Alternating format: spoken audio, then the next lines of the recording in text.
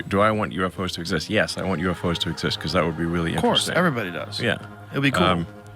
It's a more boring world where UFOs don't exist, or like flying, like advanced propulsion stuff doesn't exist. If it doesn't exist, that's more boring. It'd be more interesting if it did exist. I'd like it to exist. I hope we find something. Hello guys, how you doing? Sorry, it's been a while since I was last on here. Elon Musk has been on Joe Rogan, and Joe obviously raised the points about what he thinks he knows about UAP. The other thing they're going to talk about is UAPs. They're going to release all the UAP information. So you're the guy to ask about this. What if any possibility is there that there is some sort of advanced propulsion system technology that's being worked on in secret? Highly suspect, I'm not going to lie.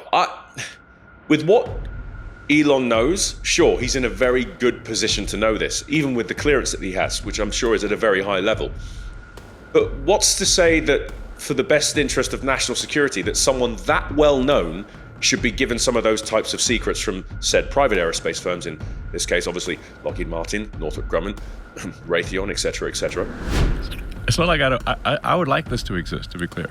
I would like this to exist. And I have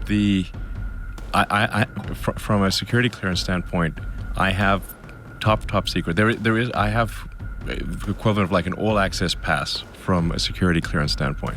I just think that because of Elon's position, because of who he is, most people will take heed in what he says. And I respect that based on what the man's doing for the world, which is nothing short of incredible.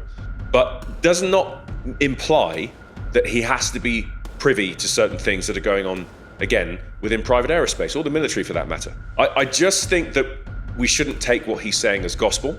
We need to proceed with an open mind and just try to be as objective as possible with the information that's set forth. My company, SpaceX, has the most advanced rocket technology in the world. I think I'd know. Right. And to the best of my knowledge, there is not any magic. There's not like some super advanced propulsion technology. We know Elon launches rockets. He says SpaceX launches 90% of all satellite mass to orbit. So if you take all of Earth's rocket launches, my company has a 90% market share of Earth.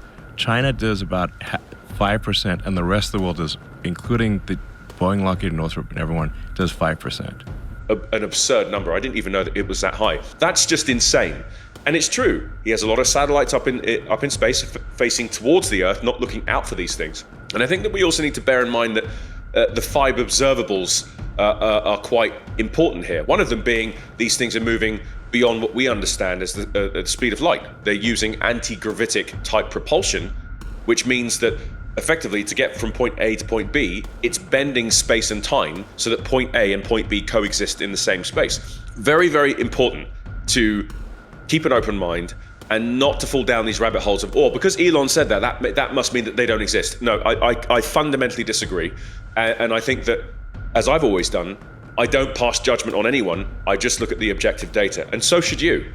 Don't form opinions around influential people that you trust in just because they're influential. You've got to keep an open mind with this, guys, and I think that's something I really want to push home today. If we were to all listen to what Elon was saying, then these things don't exist, which means that David Grusch, Lou Elizondo, Jake Barber, Commander Fravor, Ryan Graves, Jason Sands, Michael Gold, in part, Schellenberger, George Knapp, Bob Lazar, all of those people are immediately discredited for everything they've said. Dr. Greer, I mean, no. I don't think Elon is privy to these things. Now, I'm hypothesizing here because I don't like to give my opinion.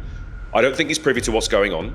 I don't think he's read in because, and I believe this solely to be the only case, he's a national security risk. If he was given that type of information, there's no way he would be able to keep it under wraps. I don't think he would, personally, because he would be like, why are we not using this? This is absolutely optimized. It's the best possible thing. You see now what he's doing with everything else, including Doge, but not limited to other things.